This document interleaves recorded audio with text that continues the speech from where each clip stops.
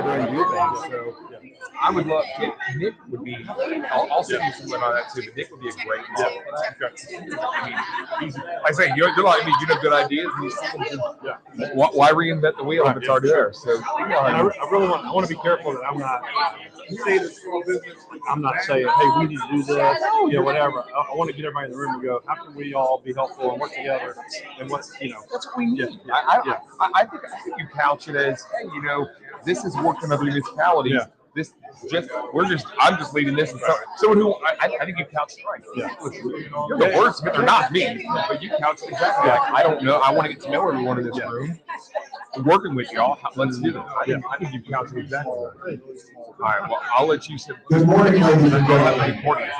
Good morning, everyone, and welcome to the 10th Annual State of Small Business. If I could ask you to find your seats, we will begin momentarily.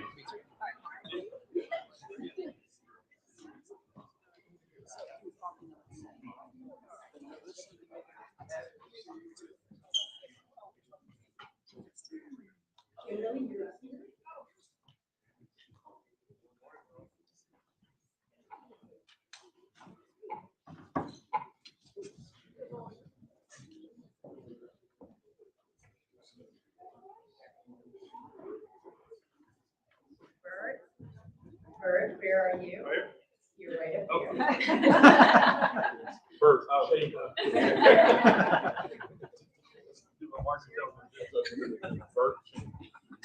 So good morning and welcome to the 10th Annual State of Small Business.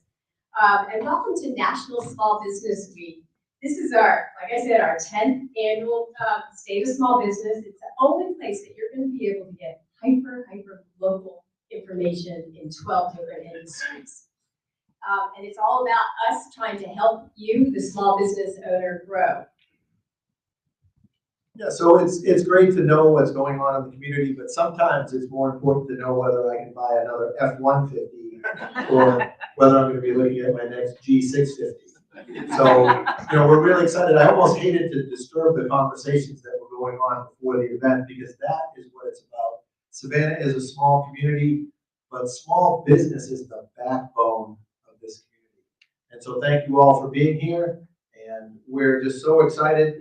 We want to thank our presenters for being here and for taking the time to get this information together. And a big thank you to our sponsors, Wells Fargo and Savannah Score. If you could join me in a round of applause. So we are, I guess I never do it. We are finally back. So we actually did live stream before. So we live streamed this event before the pandemic. So we were on the cutting edge of technology. So we're live streaming it now.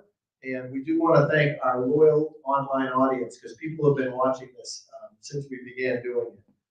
So we want to take a moment to congratulate all of you for surviving the pandemic. I mean, I think we're going to look back and realize that there was a cultural shift, that there were some changes that even went down to the foundation of business. So thank you all for being here and thank you for your continued support.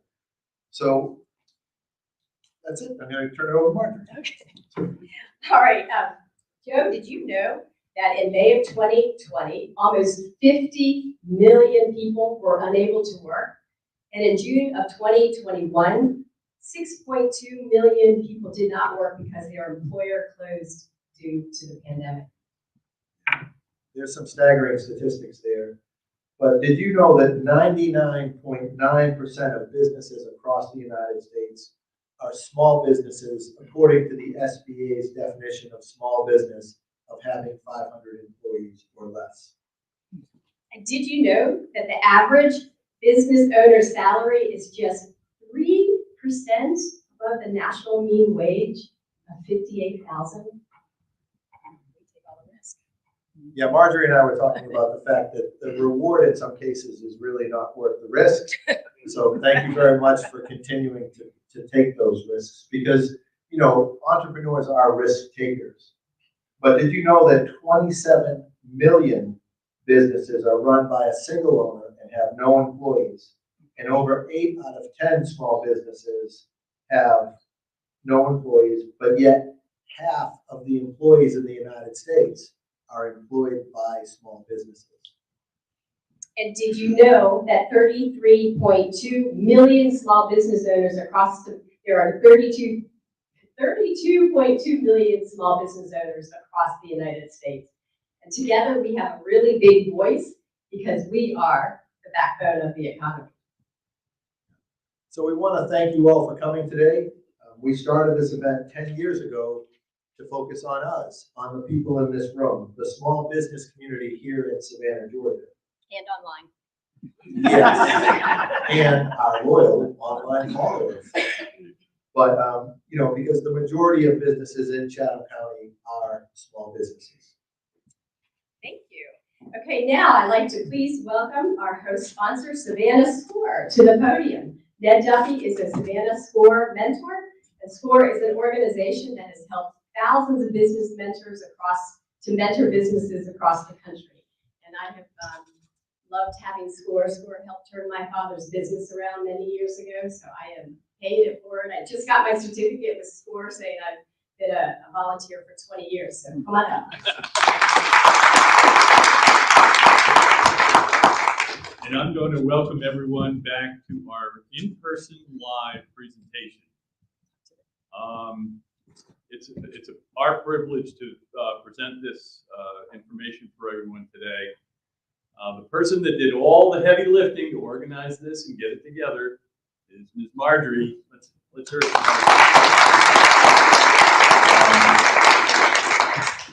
I'd like to thank our presenters for coming out and sharing their wisdom and their insights. There obviously is a lot happening in our region. Economically, it is a very exciting time, and we all need to be adaptable to change because change is going to be coming. We all know it. We can't put an event like this together without financial support. We have very valued financial partners. We're lucky in Savannah SCORE to have that opportunity, and today's event is sponsored by Wells Fargo Bank. I'd like to introduce the Southeast Georgia District Manager of Wells Fargo. Say hello to Sherry Butler.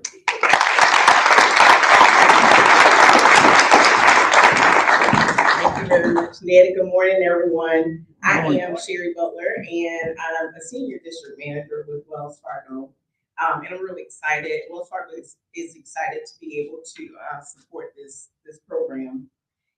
I wanted to say to Marjorie and to Joe, in fact, we do recognize that approximately 50% of all Americans are employed by a small business, and 99% absolutely are American businesses are small businesses. So that's why Wells Fargo is so proud to serve over 3 billion small businesses, customers, and hold ourselves accountable to earning their trust by putting their needs front and center, innovating their experience through digital enhancement, and evolving our support model to deepen relationships. Every business is unique, but there are common needs and characteristics based on where they stand in the life cycle of their business, and it evolves from an idea to a mature business.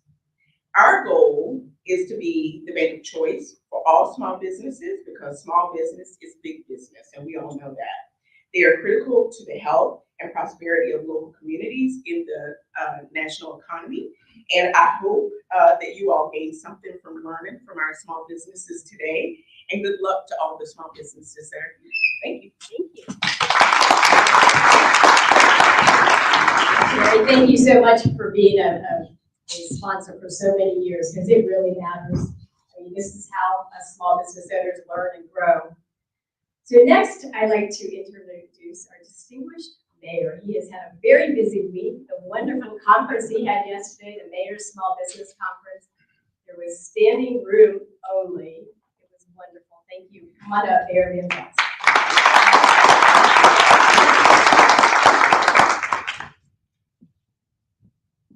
Thank you. Good morning. Good morning. I wake up every morning blessed to be the mayor of the greatest city on earth. And A wonderful thing, and I don't ride alone. I have the greatest economic development team on there. Team Economic Development, y'all give them a round of applause there. Wait, stand up and see. They're still tired. You always acknowledge your squad. And I'm on the campus of the greatest college on earth. I'm proud of that state. Y'all not my students. And while I'm up here, I want to shout out Kimberly Ballard Washington. And I want to thank her for her leadership, particularly during times like this.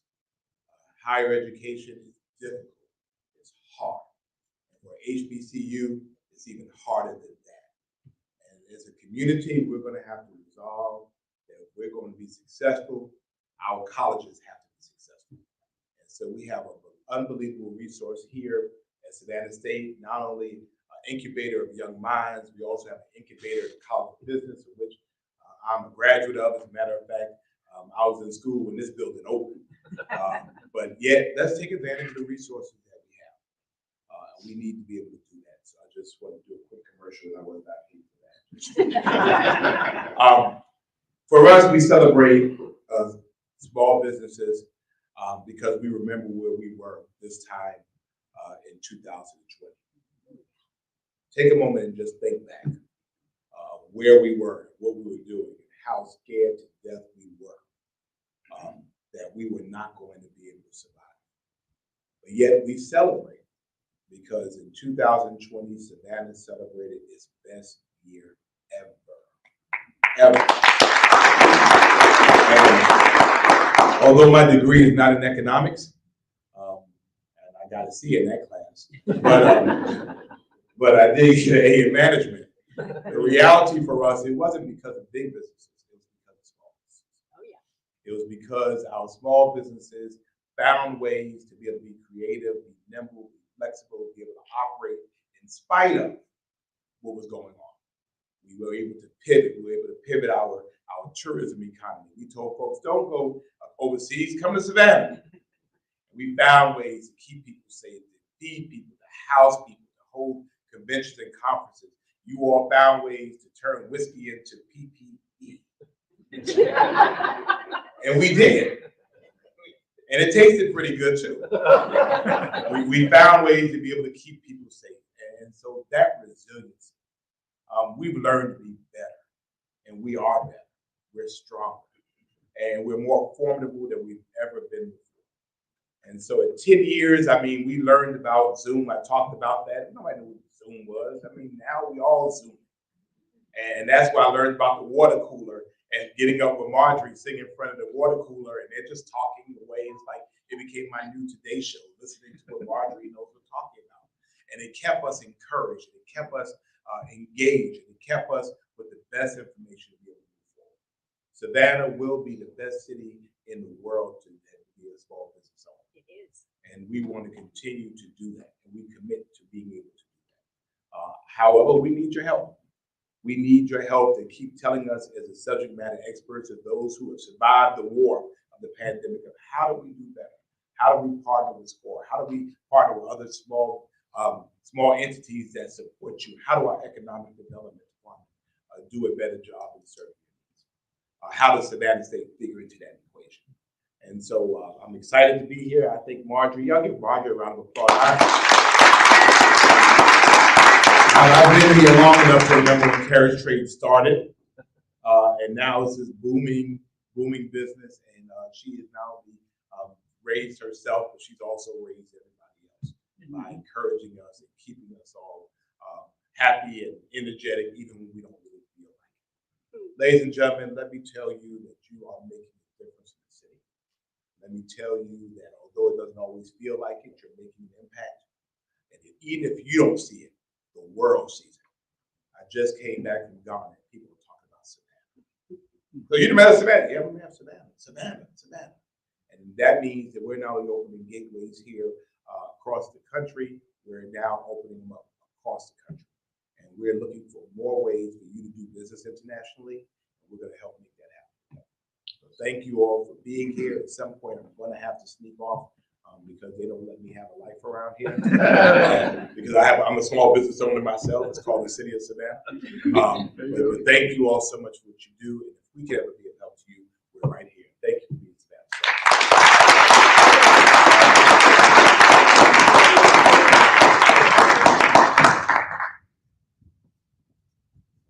So we'd also like to recognize any elected officials that we may have in the audience. Very good. So at this point, I would like to welcome the president of Savannah State University, Dr. Kimberly Ballard Washington, to welcome you to this wonderful campus.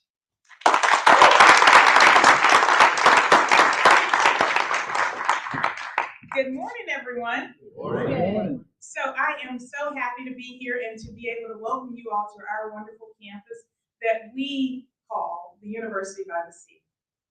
Savannah State University is very happy to be a part of what you're doing here in the city, in this region of the state of Georgia. We have about 3,000 students, and overwhelmingly, they are being employed by you. They are your part-time workforce, and we appreciate you, but I think that it's a collaborative effort for us to work together, for us to provide that for our students, to provide that workforce for you, but also for you to think about the needs of the university and our surrounding area. Small businesses are outstanding, and you all do so much to make Savannah a great place to live. When I was in college, I had a coffee shop that I could walk to. Our students don't. Opportunity. It's so much opportunity exists right here. And I don't know if y'all have heard, but I'm leaving the presidency. And if y'all don't do it, I figured out, over the last few years, the things that our students don't have in their areas. I know these things now. So, opportunity exists right in our area. Being able to walk just outside the gates to get to a nice store, to sit and study, engage with one another, have fun, a nice restaurant to go to. That would be great for our students, our staff, our faculty. New president coming in. I'm having to drive for lunch. Let's make it a walking community. This is a wonderful area, but it needs more small businesses in our area serving this community. I appreciate you all for being here. I appreciate what you do for our community, but I implore you to make this area a destination, more of a destination for our students. That they can not just come here for classes, but go serve the community around and spend money in the community around. They have to get in cars to do that now. Let's help the environment too. All right. Thank you all so much for being here, and thank you for what you do.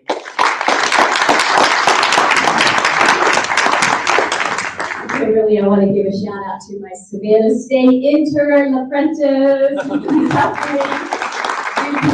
wants to be an educational publicist. So I've introduced him to Bo. What did I say? Education.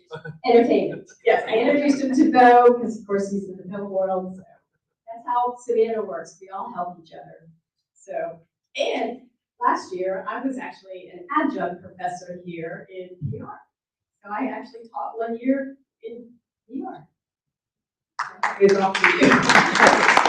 I'll stick with small business.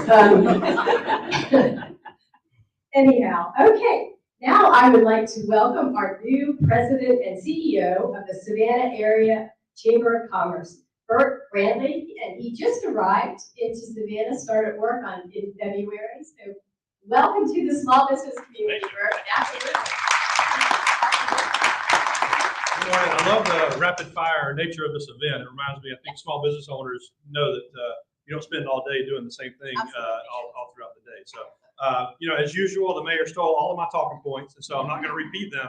The mayor and the city staff are such supportive of the things that we do at the chamber, which is making sure that our small businesses have every opportunity to be successful. And with all the growth that's coming that was mentioned earlier, what we want to make sure is this economic opportunity spreads throughout the entire business community, all the way down from our individual sole proprietorships to those folks who have 5 or 10 people that are making things work, all the way to those up to the 50 employee level that the SBA talks about when they categorize a small business. And the way that we do that at the chamber is to help people make connections. So we have our events that are generally sold out. People show up early, they stay late, helping people make those connections, whether it's finding a new customer, finding a new partner, finding a new vendor, whatever it is. We want to make sure we're at that connection point.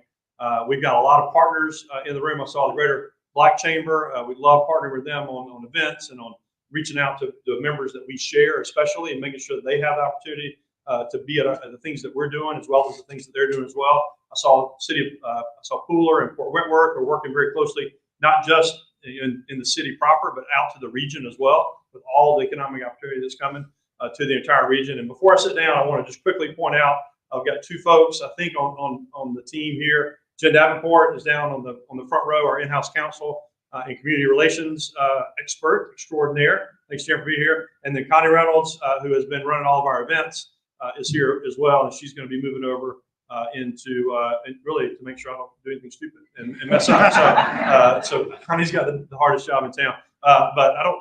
Was that it? Was there? Okay. So if you see those ladies or me around town or any of our staff, please feel free to come up, talk to us about all the things we have going on at the chamber. We're glad to help you connect with our partners that are here as well. These kind of things are so important, and we're so supportive of the Mayor's Small Business Conference yesterday that we were very proud to be a part of. It's all about helping each other and building each other up and making sure that opportunity is there across the entire spectrum. And it's not just a few people that are benefiting from this opportunity that we all have together. So we're going to be there in the trenches, helping, making sure that everybody's connected and working together. And today's a big part of that. Looking forward to the rest of the event. Thank you all for being here, and we're glad to support this event both now and in the future as well. And thank you for being so welcoming. This is the hostess city, and I have felt that in my first couple of months here. Really appreciate the smiling faces that I've seen all over town. So thanks for being here. Look forward to hearing all the speakers coming up. Thanks.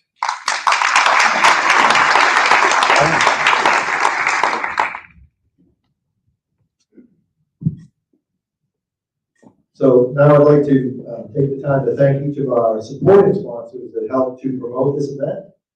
Thank you for reaching out to your networks and telling them about it, sending those emails and those messages to get everyone here. So I'd like to thank the University of Georgia Small Business Development Center and Ms. Becky Brownlee, the City of Savannah's Entrepreneurial Center with MarRonde Lumpkin-Lotson, the Savannah Area Chamber of Commerce, thank you, sir, the Greater Savannah Black Chamber of Commerce, Mr. Moncello Stewart, thank you, Buy Local Savannah with President Kendra DeMora, and the President and CEO of the Greater Pooler Area Chamber of Commerce and Visitors Bureau Incorporated, Courtney Rollins. Also, Marianne Popel, the CEO of the Savannah Master Calendar, Jen Bonet, the Executive Director of the Creative Coast and the founders of Startup Chicks, Mia Mance, the President of Mia Talks, and Philip Scroggins of Soul Insights. And also, I also want to have a shout out to Apprentice. Thank you so much, sir. Everything you see on the slides and everything else is his handiwork. So thank you once again. All right. Now, before we get started with our first presenter, just know they only have 3 minutes. So they're going to do a soundbite. And we're encouraging you to take notes and hashtag it SmallBizSav2023 and post any tips that you find interesting or helpful on SCORE's website, on SCORE's Facebook page. We're live streaming this on SCORE's Facebook page. Also, the City of Savannah is going to run this, by the way, on their channel 8. Ken said I could do that, so anyhow. So also all the presenters have a one-page report that will be available on SCORE's website, and the media already has it, and like that. So our last presenter will have a 2-question survey with a QR code. So go ahead and snap that. And we hope at the end we have time for Q&A. So we are getting ready to get started. We used to have somebody do a timer, but everybody knows to try and keep it to 3 minutes. Otherwise, we're going to stand up and give you the gong. Just kidding. All right. So ready to roll? All right. I'd now like to welcome Dr. Michael Toma. He's got a professor of economics with Georgia Southern University in Savannah. And his topic is small business statistical overview. So we're going to start big and then get granular. Welcome. Thank you, and we're off. So I'm here to talk a little bit about the big picture ecosystem in which small businesses operate. I've been studying the regional economy here for 25 years. I was thinking back to my B school days. I didn't do so hot in management. Maybe I did get a C in that class. So maybe we can talk to you a little bit. Anyways, the typical small business among most of the sectors in our regional economy averages about 20 employees-ish. And so for the purposes of the statistical overview, I'm defining a small business as operations with fewer than 50 employees. Most recent data is available from the third quarter of last year. In the 12-month period leading up to that, about 6 months ago, small businesses with fewer than 50 employees had a net gain of 5.4%. They now employ 63,000 workers. That 5.4% growth rate for small businesses exceeded the overall level of employment growth in the county of 4.1%. So small businesses have outperformed the county economy as a whole. Those 63,000 employees, smaller businesses, constitute 40% of the total employment base in the county. And those firms have established growth rates in their net employment gain. This is a good number, 7.6% growth in the number of employees in small businesses in Chatham County on an over-the-year basis. So roughly 94% of all businesses in Chatham County employ fewer than 50 people. So we have a very high level of entrepreneurial activity in the small business community. Your community is to be commended for that. As we know, it is a very risky venture to engage in small business activity.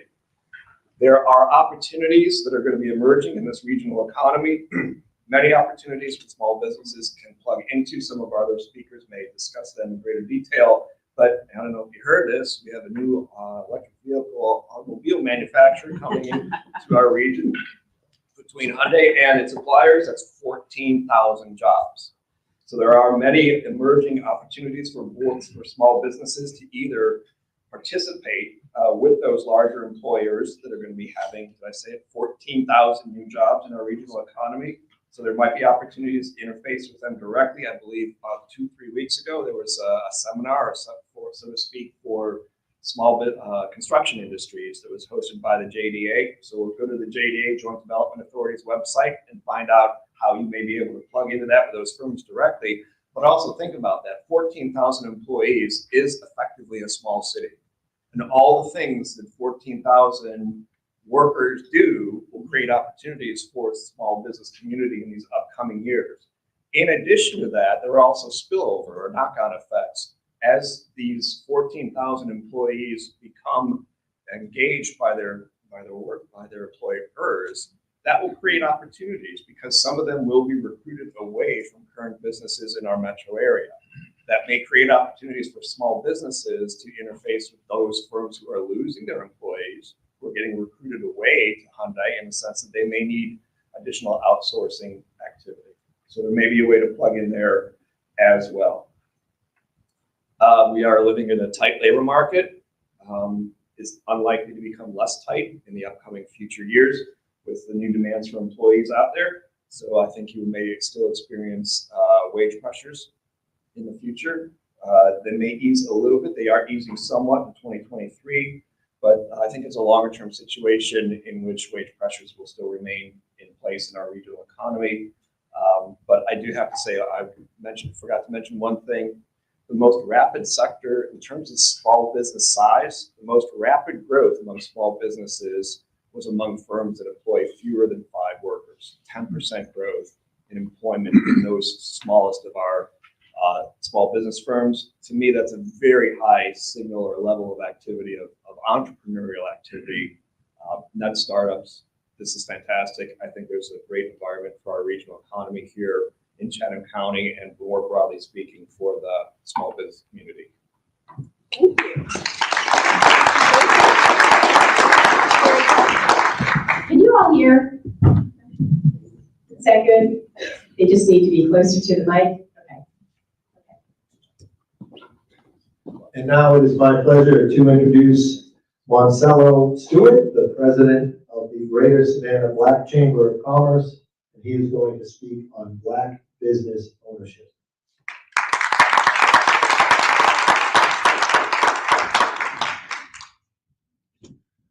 Good morning. I'm glad to be here today at an institution that I work at. Thank you so much for putting on this event. Real quick, I can't do this without recognizing any board members, and partners of the chamber. You can just please stand real quick.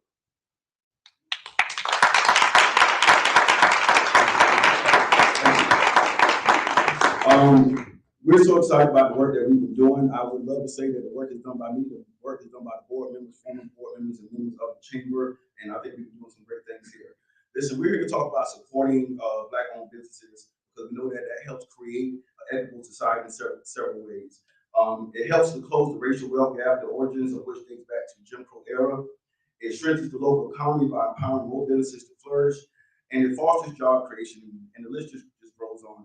And with us, our partnerships with the city, the county, SCORE, SBAC, Savannah Area Chamber of Commerce, Hispanic Chamber of Commerce, Pula Chamber of Commerce, and of course our good friends at Truist that I saw here. Thank you so much. I'm happy to report that Black business ownership is on the rise, not only nationally but here locally. Over the last few months, we've been able to see so many businesses open. We have a juice bar coming down on Charlton Street. We have 2 new barbershops that open, one on Broadband and one in town. We have a new movie equipment rental business that's coming out of Atlanta.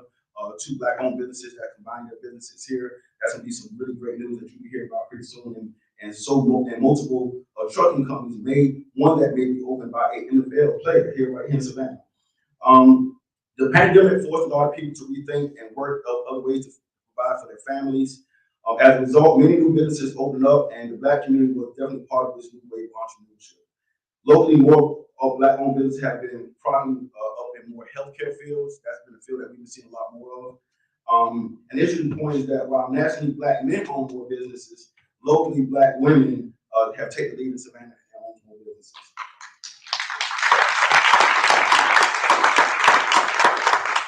And that's good because when one person wins, we all win.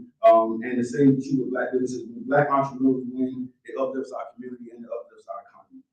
That being said, there's still more progress to go. In Savannah, the African American population almost is 50% of Savannah, but we own less than 10% of the businesses here. So clearly there's a disparity there, and that needs to be addressed, and those are some things that we're working on. There are certain challenges that Black business owners face will make it harder for them to flourish and thrive. For one, it is harder for us to get approved for financing because of generational wealth gap and institutional racism. Black-owned businesses are so pricey, and of those that do not have that have employees, most 2/3 of Black-owned businesses have 10 or less employees. So Black-owned businesses tend to have smaller payrolls than their counterparts, and with most entrepreneurs going at it alone, businesses can be really stressful. So that creates another issue when it comes to health. Because if I'm stressed with my business, then I have health problems, and I'm missing some work, and all those things kind of run hand in hand. Black-owned businesses also tend to have more difficulty with attracting and retaining wages. That's I know workforce right now is crazy for everyone, but in the African American community, it's really hit us hard. And for those and other reasons, a few Black-owned businesses make it beyond the 5-year mark. And those are things that we're glad to partner with SCORE to get training and other opportunities there. Truist, thank you for the financial freedom workshop that we'll be putting on. Y'all be hearing about that day coming out soon. I'll give them a shout out for being a really big partner with us. All the black businesses owners face these challenges and many other challenges. Black Americans are more likely to start a business than any other ethnic. Because of the eagerness and effort, it's important that we as a community do everything we can to support Black-owned businesses. I say this often, and oftentimes in the white community can usually get their products by only staying in the white community if they want to. In the Black community, it's a must that we go outside the community to find products. So that's very important to know. So we're excited for what we're doing here with the Black Chamber of Commerce, and we hope that you all get involved. Thank you so much. So that's a lot more positive than the last state of small business. Oh my gosh. We actually took the reports for the last state of small business and we submitted it to the Georgia Historical Society COVID gallery. So we all went down in history. Thank you. All right, I'd now like to welcome Becky Brownlee, Area Director for the Small Business Development Center with the University of Georgia. Her topic is the 2023 Small Business Credit Survey. 29 years ago, I started with the SBAC. That's where I got my council. So that's right. Thank you, Marjorie. SBDC. SBDC. There's so many acronyms. If you guys have not noticed that, it can be very confusing. So I'm going to be sharing a very few things in 3 minutes or less from the Federal Reserve 2023 report on employer firms. There is a link to the full survey in the report that's going to be uploaded to the SCORE website. So we're going to kind of start federal or national and work our way down. So the largest number of respondents came from our Southeast region. Most of them generate between $100,000 and $1 million. And most of them have less than 20 employees. So if you listen to Dr. Toma, that's kind of the group of folks that we're talking about. So access to capital has historically been difficult for small business owners. If you are a small business owner and you're sitting in this room, you can probably shake your head and know what that feels like. But in this survey, rising cost of goods, services, and wages were the most common financial challenges. 75% of firms with 5 to 49 employees and 52% of those with 1 to 4 employees had to raise their wages. So if you've been listening, 3 speakers in, we already have a theme going. Firms' most common operational challenges were hiring or retaining workers and supply chain disruptions. Among firms facing challenging hiring situations, the most frequently cited reason was on attracting applicants for open positions. So what about businesses in Savannah? The problems that are mentioned in the national survey are very similar to what we see with our small businesses on the local level. From an operational standpoint, supply issues have somewhat eased and businesses have learned to make some adjustments. And not all of the adjustments have been bad. For example, some of our businesses have scaled back inventory that wasn't selling to begin with, that was hampering their cash flow. And some of our restaurants have pared down their menus, which has reduced waste and spoilage. As you heard Dr. Toma, hiring has increased, but I will tell you that hiring and retention challenges are still the #1 complaint we hear from small businesses. If you listen to the forecast and the predictions, it's really not going to get better for a while. So a couple little tips from us. #1, I encourage you to look inward rather than outward. You can't control the external environment, but you can control what you do. I'll leave you with just a few quick tips and an invitation to stop by and see us. We're happy to work with you on a one-on-one basis. Our consulting services are no charge. So here are my free tips, since we don't charge for things anyway. Offer competitive compensation and benefits. I know it's so hard to compete with large businesses, so you have to be creative. You have to do things like more paid time off or concierge medical memberships. Be flexible with your scheduling. This is a big deal for employees now. So think remote work, flexible scheduling, possibly even job sharing. Invest in your employees. Give them time to develop their skills and give them opportunities for advancement. It's huge for retention. Focus on your company culture. Look inward, control what you can. Consider team building activities, company events, other initiatives that make your employees want to be part of your culture and make them proud to go to work with you every single day. Last, or the last tip I have time for, is to streamline the hiring process. Streamline the hiring process. In a tight job market, job seekers have multiple options. You got to be quick. Thank you.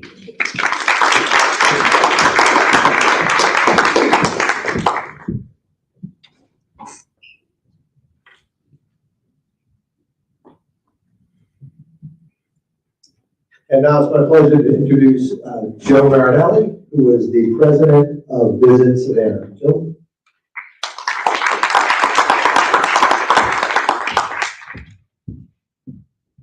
Good morning, everybody. So when you think about what drives Savannah and Chatham County's economic prosperity, it's made up of a very diverse economy. Of course, we have the Georgia ports, our military bases at Hunter Army Airfield and Fort Stewart, manufacturing with Gulfstream, Mitsubishi, and soon Hyundai, logistics companies like Port City, Amazon, IKEA, Target, and more, our fine universities like right here at Savannah State, and our hospitals, and of course, tourism, or what we call the visitor economy. Like many industries, 2019 was our landmark year for the number of visitors and visitor spending to our city. Business was good, life was good, and our industry was employing about 25,000 of our friends and neighbors. Then we all know what happened in 2020, and the local tourism industry may have taken the hardest hit of all, seeing 91% of its employees either laid off or terminated because people stopped traveling. Period. They stopped traveling. And many of those jobs were small businesses. The pandemic did not just hurt the hotels in town. It was restaurants, retailers, museums and attractions, tour companies, trolleys, walking tours, carriage rides, airport employees, and on and on and on. And when people stop visiting, it also hurts local small businesses like drugstores, gas stations, dry cleaners, florists, etc. Yeah, like many industries, the tourism industry went from the best of times to the worst of times virtually overnight. But my report has a very happy next chapter. By fall of 2020, the pandemic started really affecting the psyche of Americans. Pent-up demand, COVID fatigue, vaccine distribution, Governor Kemp opening up the state of Georgia, and of course, Mayor Johnson leading us with his unique style of leadership through that difficult time. When 2021 finished, our bounce back was in full rebound mode, even after weathering the Delta virus, Omicron, and whatever else we were dealing with. And all of a sudden, people were visiting again. And locally, people were working again. Well, on Monday of this week, we got the first look at our 2022 tourism statistics. And here's a sneak peek of what that report says for last year. Our hotel occupancies were the highest ever. Wow.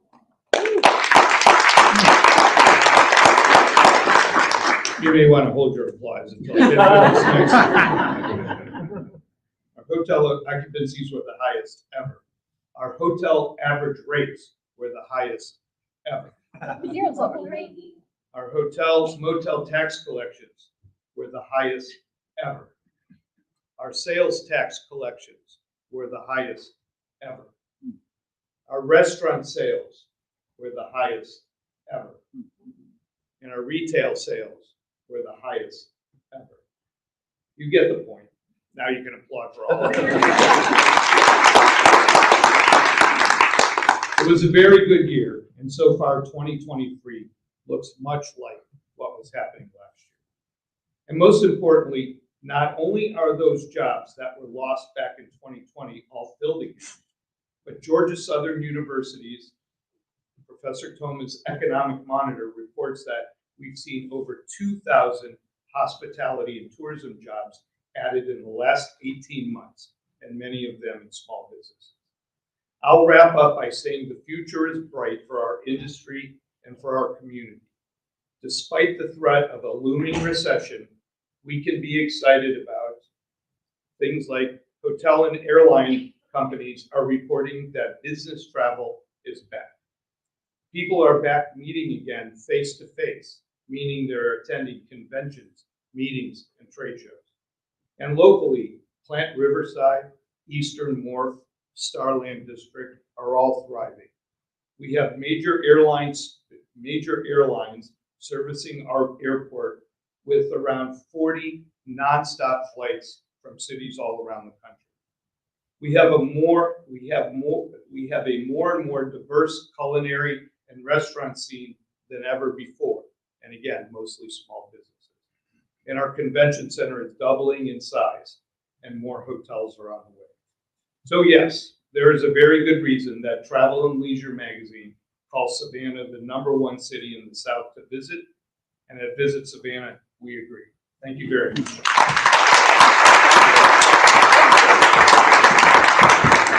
Thank you, Joe Marinelli. Okay, our next speaker is Scott. Scott, how do you say your last name?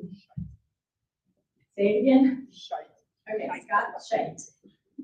Chief Security Officer with Seimitsu IT Services and High-Speed Broadband Fiber. And his topic is cybersecurity.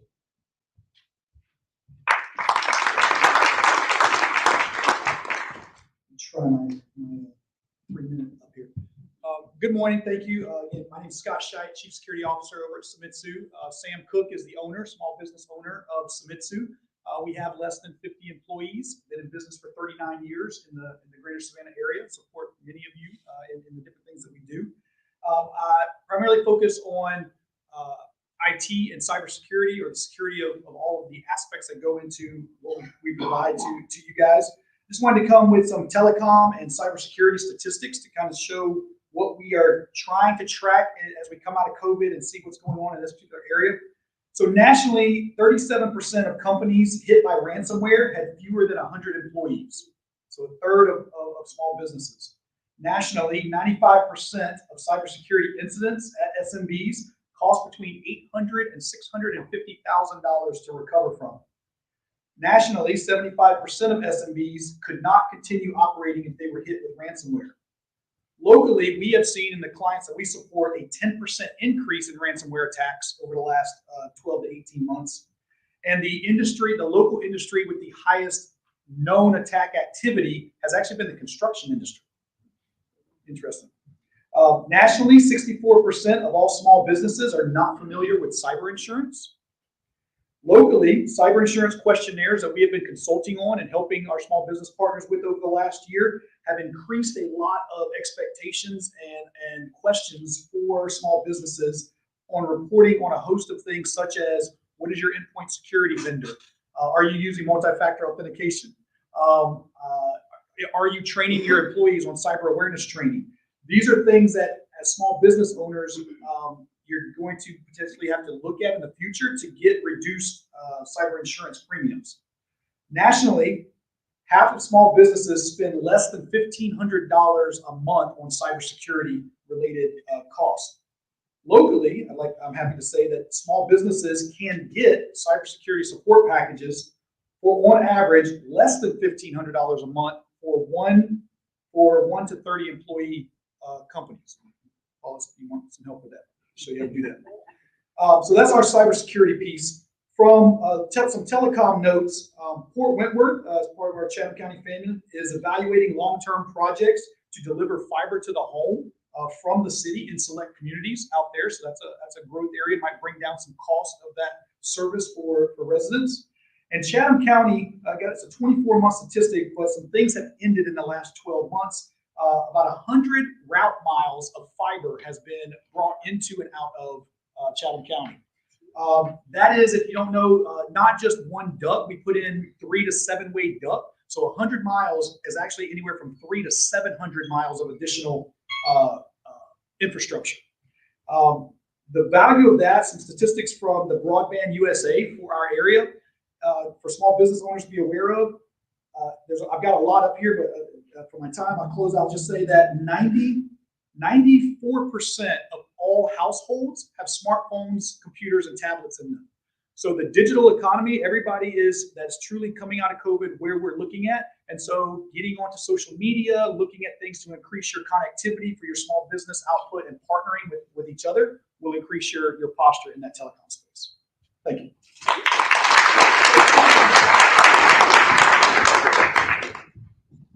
And now I'd like to welcome MarRonde Lumpkin-Lotson of the Department of Economic Development with the City of Savannah. And she is going to speak on certification.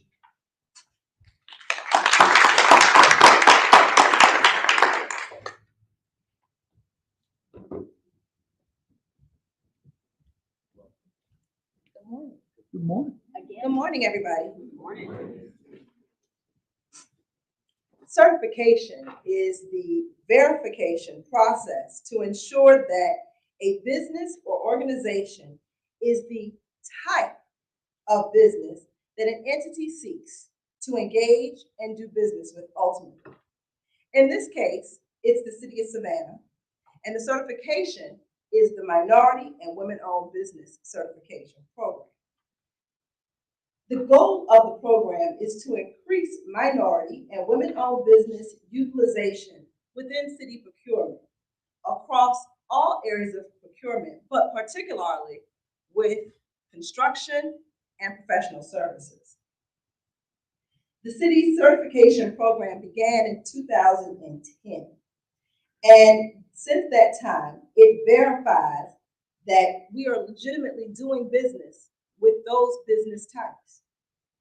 The goal, as I said, was to increase that utilization, and I think we've been successful in doing so. What qualifies a business to be certified? Well, there are eligibility standards that we recognize in the process. A firm must be a for-profit entity. We cannot certify a nonprofit. The firm must demonstrate that it operates within the incorporated limits of the City of Savannah. When we first started the program, we did the 3-county area. However, resources required that we narrow that to the incorporated limits. However, we do take certifications from federal and state entities. So those certifications are welcome. The minority and women-owned business must be at least 51% owned and controlled. The applicant must demonstrate that they are economically disadvantaged and a member of one of the recognized protected classes. Those classes are African American, Hispanic, Native American, Asian Pacific Islanders, and subcontinent islanders, as well as Caucasian women. The MWBE program the certification of that business must meet SBA size standards. For example, a construction firm cannot exceed $39.5 million over a 3-year average gross receipts. Then a site visit will be required to evidence everything that we have observed in the application for certification. So there is an extensive process to being certified. You just don't declare and become certified. Why do you ask if we go through? 3 minutes. Wow. Wow. Well, the benefit of being certified translates to, in 2022, translates to 37% spent with this classification of businesses. So it does benefit businesses who are certified. The question is, did you get a piece of that pie? Yeah.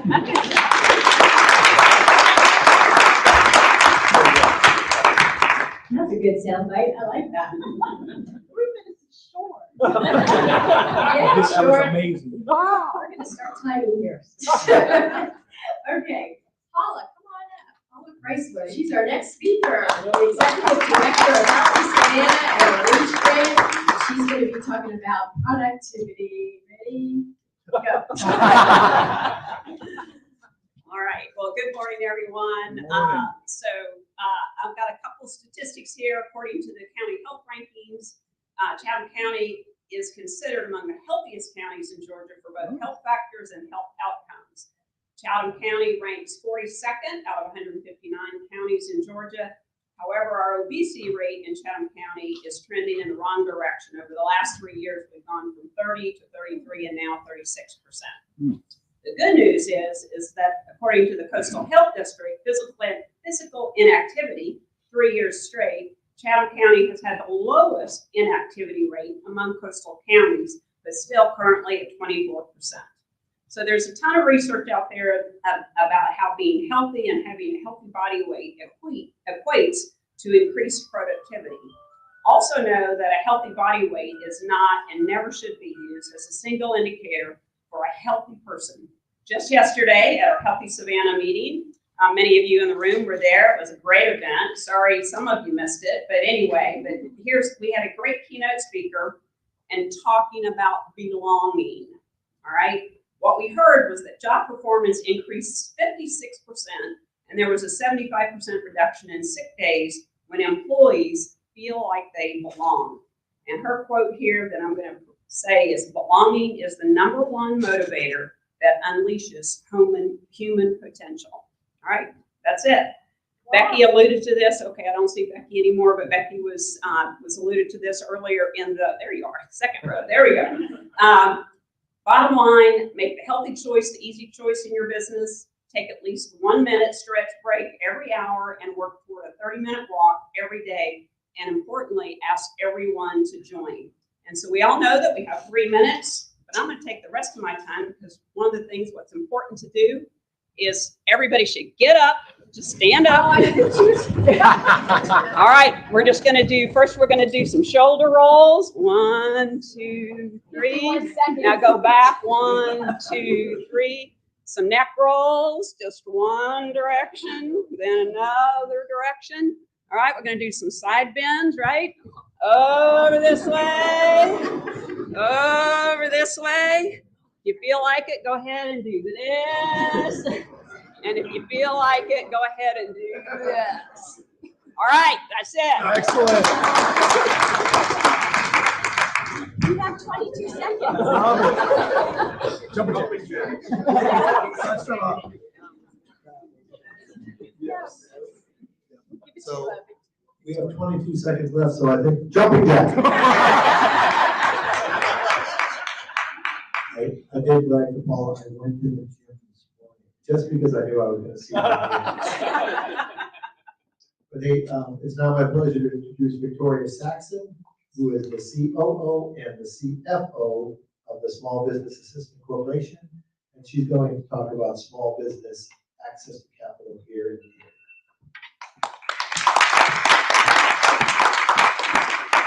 Thank you so much.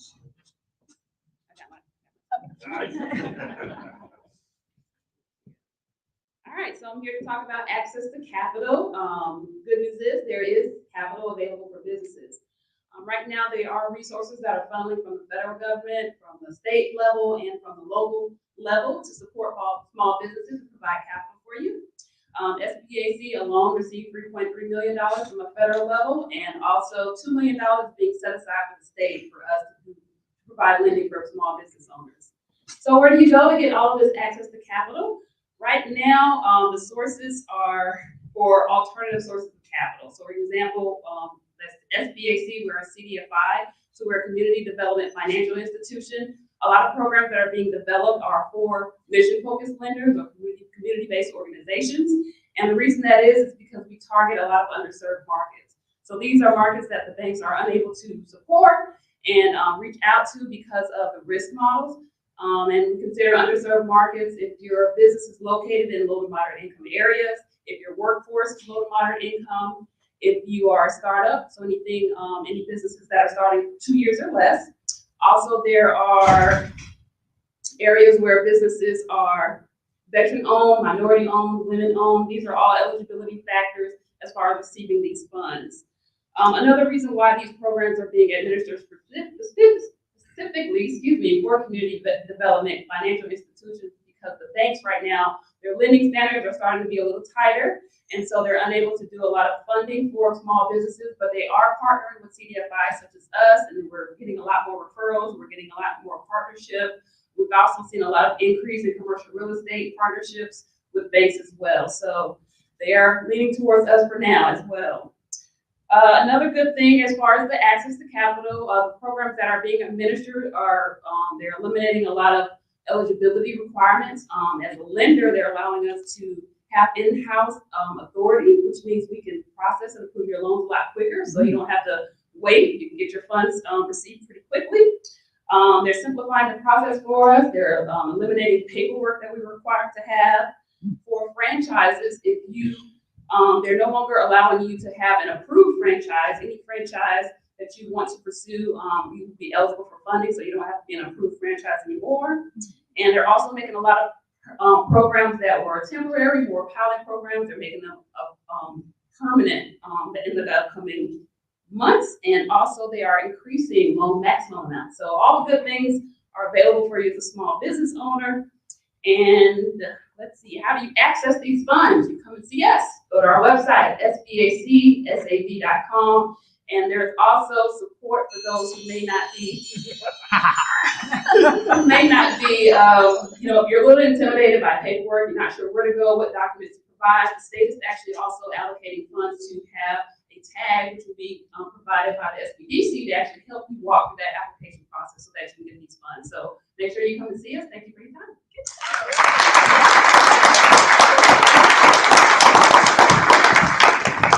Ooh, she's tall. Thank you, Victoria. I got to see Victoria yesterday at the mayor's conference. All right, next is our speaker is Charles Bowen, better known as Bo Bowen. He's a corporate entertainment attorney with the Bowen Law Group, and his topic is film.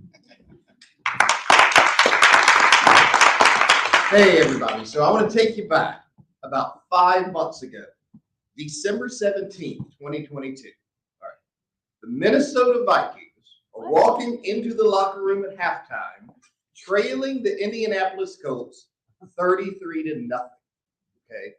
2 hours later, they had won the game 39-36 and stood victorious, having authored the greatest comeback in NFL history. Now, as amazing as that was, that is nothing compared to what the entertainment industry has done in Savannah, Georgia. Between 2014 and 2019, the Savannah entertainment industry grew significantly every single year. It went from $38 million in economic impact in 2014 all the way up to a record $266 million in 2019. And then COVID hits. The film and television industry overnight grinds to a halt, not just locally, but worldwide. The industry then adjusts. They pull together. COVID protocols were put into place. Filming began again in earnest. And so by 2022, Savannah was once again hosting more film and television productions than ever before. And that $266 million record that was set in 2019 was almost doubled in and that rose to $440 million in 2022. So that is a comeback. Almost $500 million. Now, one of the most exciting results of the growth of the entertainment industry locally is to see how many other small businesses are really benefiting from it. When film producers come to town, they invariably have to use this wide array of local services when they come to town. Started a list: dry cleaners, florists, bakers, hotels, restaurants, doctors, spas, coffee shops, clothing stores, bakeries. I mean, you get the point. Countless other local services are being used by these productions when they come to town. So if you own a small business and you would like to take part in that and reach out to the film industry and let them know that you're available, then what I would recommend you do is to register with the local film commission on their website. That's filmsavannah.org. They have a vendor database that productions use to find film-friendly businesses when they come to town. So the sky at this point is really the limit for the local entertainment industry. Savannah has gained a reputation as one of the best places in the world to film. Movie Maker magazine has named Savannah one of the top 3 small cities in America to live and work as a filmmaker for 9 years in a row now. So as long as we continue to support it, I think that there's no reason that we won't see this growth continue year after year. Thank you.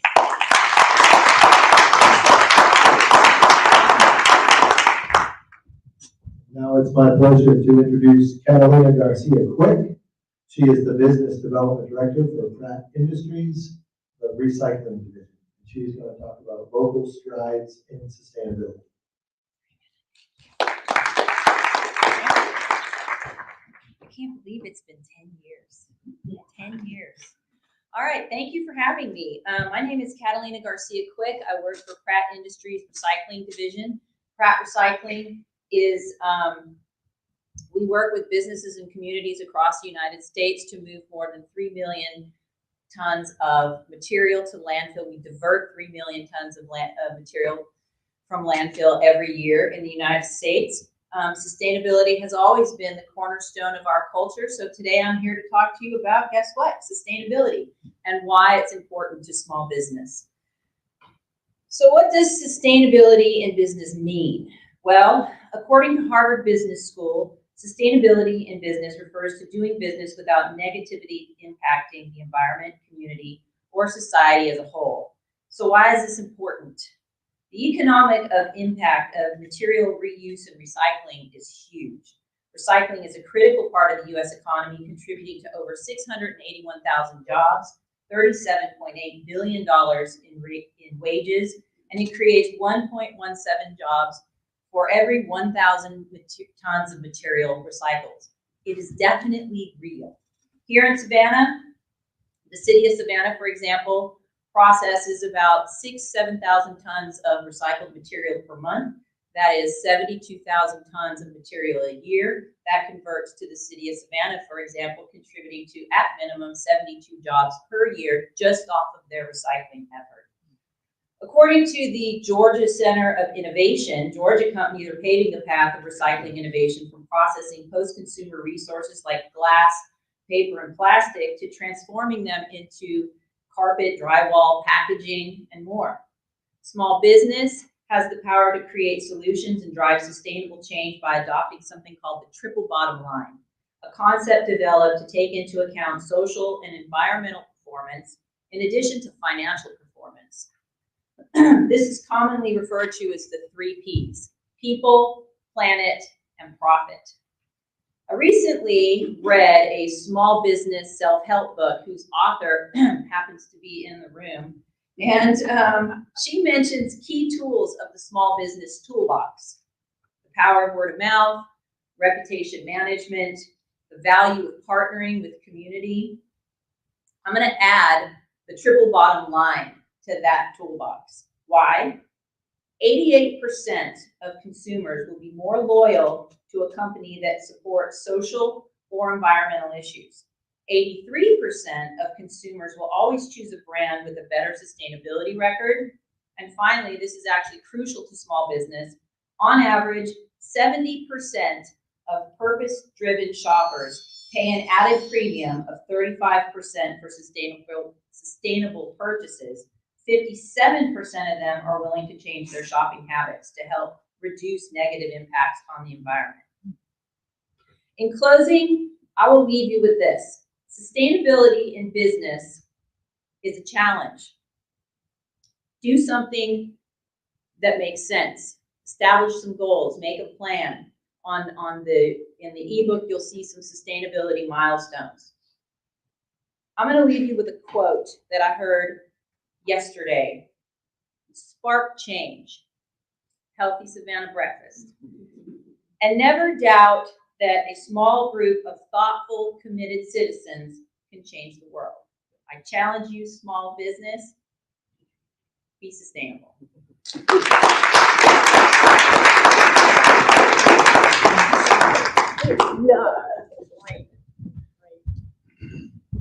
Be the change. I love that. Okay, thank you, Catalina. All right, we've got Rhett Mouchet coming up. He is the Associate Broker of Colliers International Savannah, and his topic is commercial real estate trends.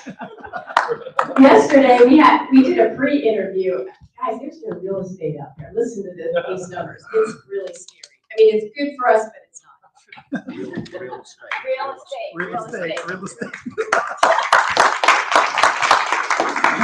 Good morning, everyone.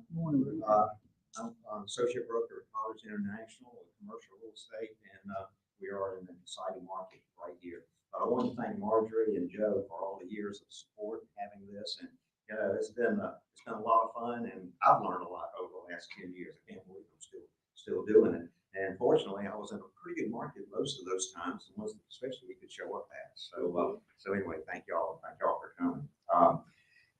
Basically, I only have a short time to run through some of the commercial, what I call real estate benchmarks and trends.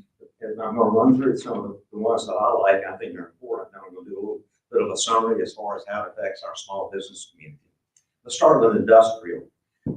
Everybody knows what industrial is, just right up I-16. You can see our industrial market, a good overview of it. But industrial, going strong. We have over 100 million square feet plus of inventory out there. And when we started benchmarks and trends, and I think it was 2015, we had only 46 million. So that's how it's grown. And basically, I said we got 20 million square feet under construction. And that's the latest stats off the press from our Colliers office, Hillary Shipley and David Sink, who report every year and actually every quarter on the industrial. So that's up to date. And if you're impressed with 100 million and 20 more million coming on, the vacancy factor is less than 1%. How do you compare 1% vacancy with 20 million? I mean, with 100 million inventory and 20 more million coming in. Can you compare that? Is there a model? The only thing I can think of is my wife's shoe closet. Oh, she's here. She's a small business owner. Thank you, sweetie. The next benchmark is in the multifamily market. Multifamily going strong. A few hundred units delivered within the last 12 months, and we have 3,000 units under construction. Existing low vacancy, and is expected to remain low. Georgia ports, CETA, bringing in jobs and people, and they're filling up the apartment market that we've got right now. Retail, that's an important one.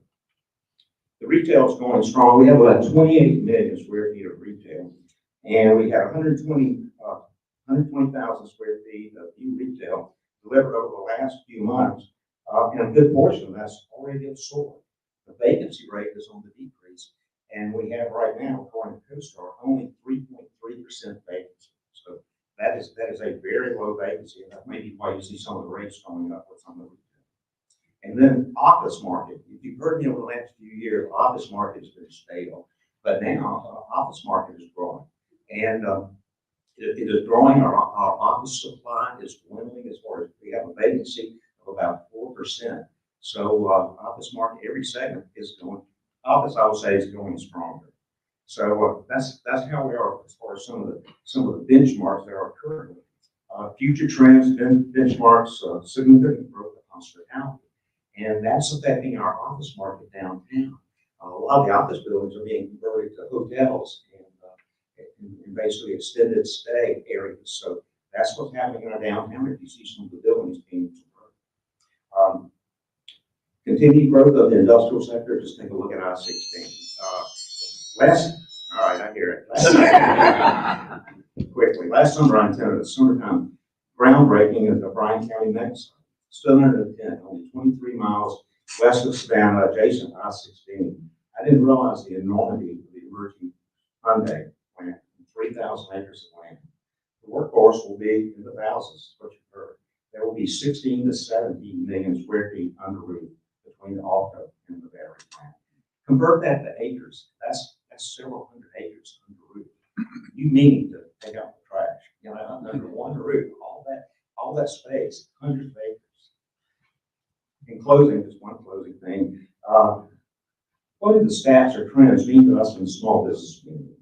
Maybe you've heard someone refer to growth in Savannah. I did a while back in terms of, oh, they're on Savannah. I've heard that several times in the past. We've been known in some situations being kind of slow and maybe non-responsive a little bit as a business community. Well, all that's changed. We'll start to brag about being on Savannah time. Folks, we have a new clock. It's nuclear powered and it's fast. So let's celebrate that new clock. Small businesses are a major factor in creating job opportunities and driving economic growth. This has been proven especially in the smaller geographic areas that have been referred to as stale. Have you ever heard some of our surrounding areas, especially the rural areas, being stale? No more. All of that has changed. I'll just close by saying, let's stay tuned. We have a low-hanging fruit right around the corner, just right for our massive small business community. Thank you.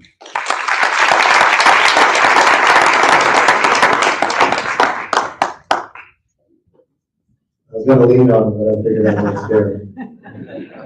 So Red has been here from the very beginning, and I think his knowledge of the absorption rates and this phenomenal growth here is just very beneficial. So our last presenter for the day, well, actually, our next presenter is going to be Jesse Dillon. He is the Chief Operating Officer of, sorry, Jesse. She is the Chief Operating Officer of the Savannah Economic Development Authority. Jesse.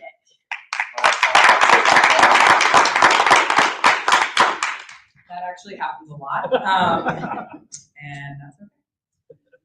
The great pleasure that I have to represent the Savannah Economic Development Authority, and as well to be one of the last presenters, is we've seen so many of our partners already.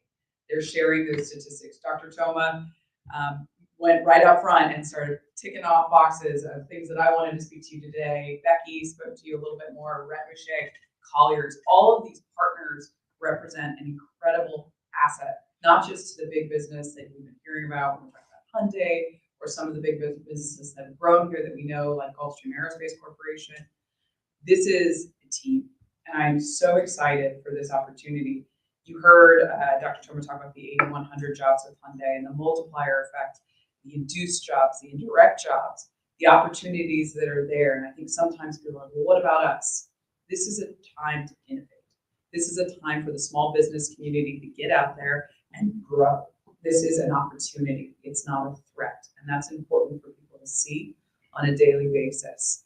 One of the things that I'm very proud of is to not only represent CETA, which is the Chatham County Economic Development Authority, but be part of the 4-county JDA. This encompasses Bryan, Bullock, Effingham County as well. We need to stop thinking just as Savannah, just as Poole, just as Chatham. We are a region. This is a team. So while you may think, oh, CETA only works with the Gulfstreams and the Hyundai Motors, that's not true. One of our most incredibly important assets is our existing industries here and seeing them grow. Historically, those have been our biggest numbers, our greatest opportunities. And I think that this is just another instance of our existing industries having an incredible opportunity to grow, to partner, to contribute to this growth that we're seeing along I-16. I've got Maria Whitfield here with me and my colleague Jennifer Collins, who are part of the dream team that I am so proud to be part of. Maria reminded me to make sure that everybody knows about the SavannahJDA.com website, where we have a vendor form. I encourage everybody, every size business, to go to SavannahJDA.com and register your industry as a vendor opportunity if you're interested in working with Hyundai or any of its affiliates or suppliers that we see. We've recently announced about 1,100 jobs just in the city of Savannah related to Tier 1 Hyundai suppliers. This list is given to those companies on a weekly basis, and this is folks that own cleaning services, folks that own floral services, folks that maybe make a widget that goes in a widget. I'm not really sure. It takes all types, and it's going to take a team. So don't look at anything that we're seeing right now as, oh my gosh, where do I fit in? You certainly fit in. The small business is going to, the community is critical to what we're seeing in growth in this community. And I'm done.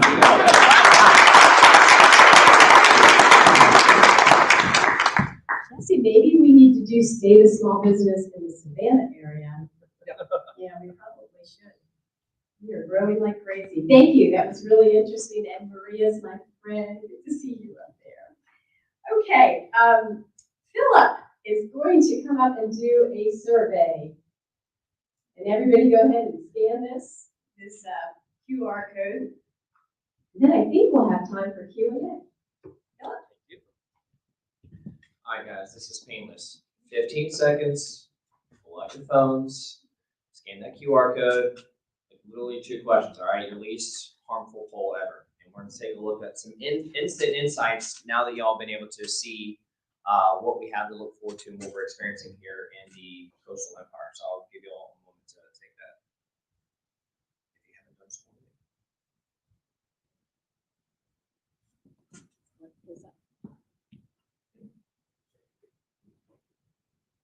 I did test it at the beginning, so I know it functions. It worked. Great, great, great. So for those of y'all who don't already know, the conference board does something similar to this.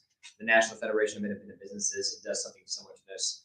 A couple of these questions, it kind of gives us an indicator how people operate, how they feel, and how they perceive things. So we're interested to see what our peers here are thinking about what's going to happen in the Chatham County economy and what we're going to do accordingly. So let me see if I can go ahead and pull up this response. We have 66 responses. Okay. Hold on, it's taking a long time to load. Uh-oh. Okay. We'll pause. Can you do jumping jacks or perhaps? I ended up getting good enough sleep. I'll give you 50 next year. 50. I got you for 50. I'll write that down. Yeah, please.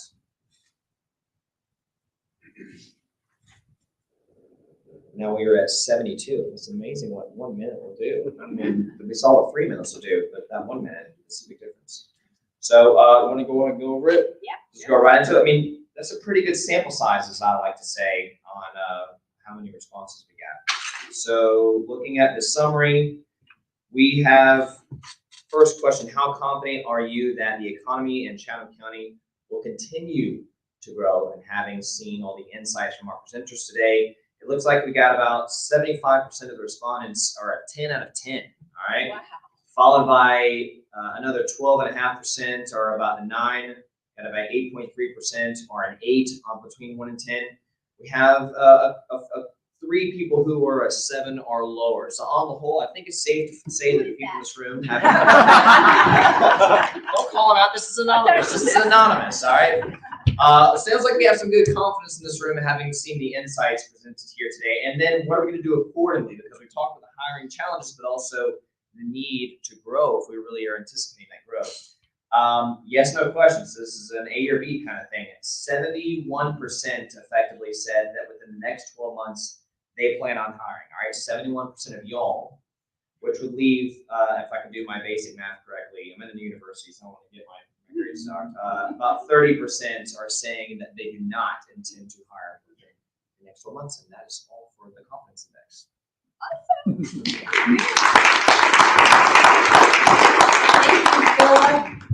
Thank you. So we actually have a few minutes for Q&A if you would like, or we can conclude the conference and you can ask the speakers any questions. We've got questions. Yeah, come on. And hold on a second. My name is Cynthia Perkins, and my business is Lines on Paper Incorporated. My business is incorporated in the state of Massachusetts, and I have a dual incorporation here in the state of Georgia. Okay. My business is located right off Chatham Parkway, and I had to register with the state and do everything with the city of Savannah in order to do business here. And every time I have applied for funding, I have been denied either because of whatever reason or because my business is based out of Massachusetts. We've got some folks here from the city and the SBAC. So yes, I applied for the grant May 2nd of last year. It took 8 months. It got denied because my business was initially based out of Massachusetts. Right, and Ms. MarRonde, if I could ask you, could you spare a moment to speak with her after the? Yes. Yes, so Ms. MarRonde is with the city and she'd be happy to. She's right there. She's got to come and find you. Right, thank you so much. Thank you. All right. Can I go to one question, Marjorie? Is that okay? Yeah. Okay, so one thing that's come to my attention is the entire regional development. We obviously have a lot of commercial land being developed, and people are selling their land for top dollar specifically for commercial use. My question is with, and I believe with maybe the real estate or Cedar can speak to this, with all of this development that's all going towards commercial and land, what are we doing to plan across these different counties to make sure that we have enough residential development so people can live reasonably close to all this new work that we have going on? Jesse, you want to hand that off to somebody, Jesse?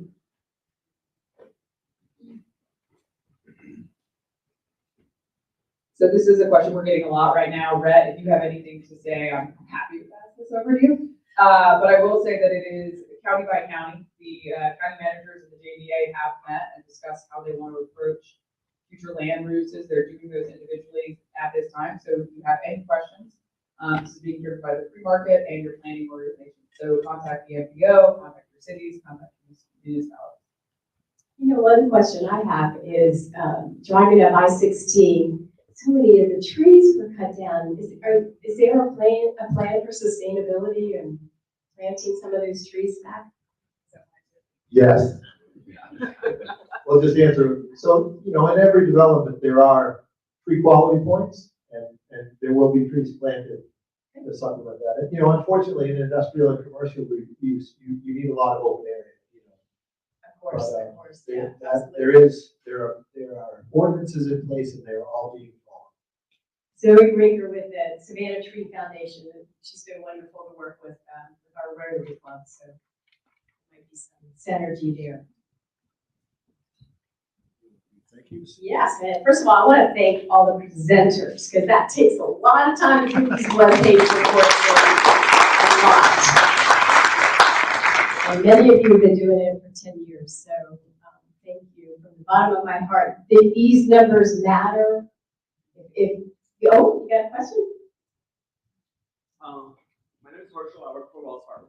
My question to, I guess, it may not be appropriate since we don't have anybody from transportation department, but my question is, if all these businesses are coming around, right, and the forecast for transportation is only 5 years out, are they calculating that for all the growth, all the people that's going to be moving into the area?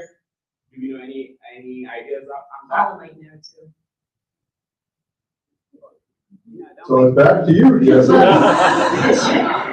So sorry about that, Jesse. Yeah, we've been working with the municipal planning as well as GDOT. So GDOT has been studying this since the inception of the Hyundai project, as well as you've seen all the construction projects that have been underway along I-16. That's part of that long range planning. So it is certainly a conversation. I'm happy to direct you, and I'll stick around because I think you love one question to say.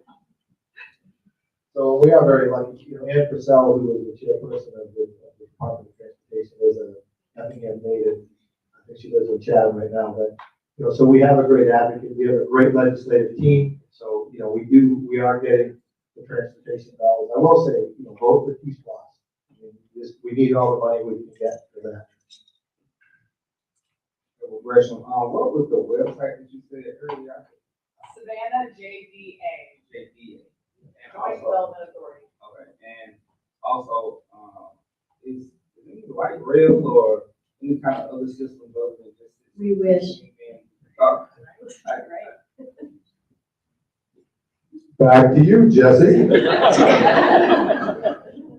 So I can answer the light rail question. Unfortunately, we don't have the density for that.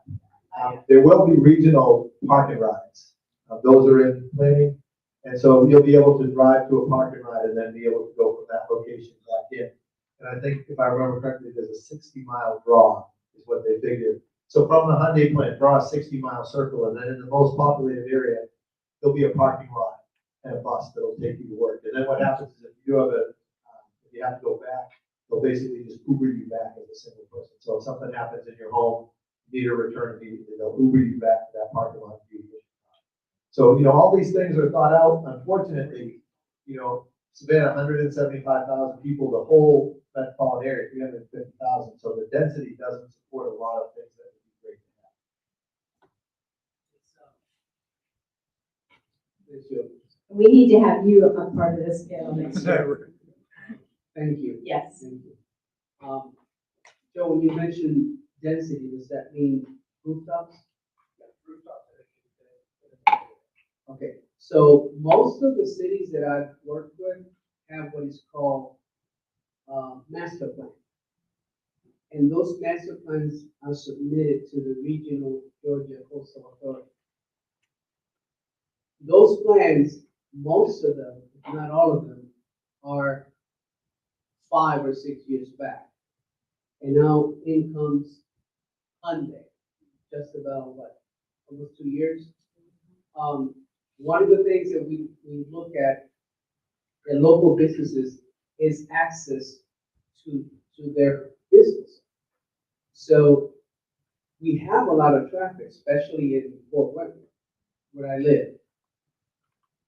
But there aren't any or viable municipal roads so that people don't have to get on 21, go 2 blocks, and then come back in 21 and increases traffic. A lot of the housing developments don't have that. Is there anything in the plans to help the cities to have funds, money planned to increase the roads going to these businesses? So since we really don't have anyone from GDOT here. And we have forever time too. So that'll be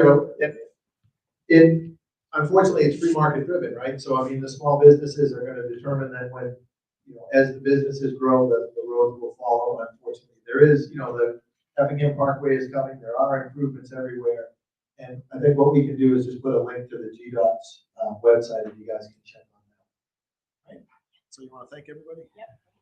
All right, so we have time to thank everybody. We want to thank Wells Fargo. Thank you very much. I've had my business for 19 years, so I'm now an overnight success. So thank you so much for being here from the very beginning, or very close to the beginning, and we just appreciate that. Thank you to the mayor. Just a round of applause for the mayor for taking the time. And just a big thanks to Savannah State. Our future is the children, and I not only college children, but all of our children. And we have to do everything we can to ensure that they have every opportunity. Also want to thank you for coming here as the chamber, and I just want to thank each one of you individually. You are the backbone of the business. So thank you very much, and we are adjourned.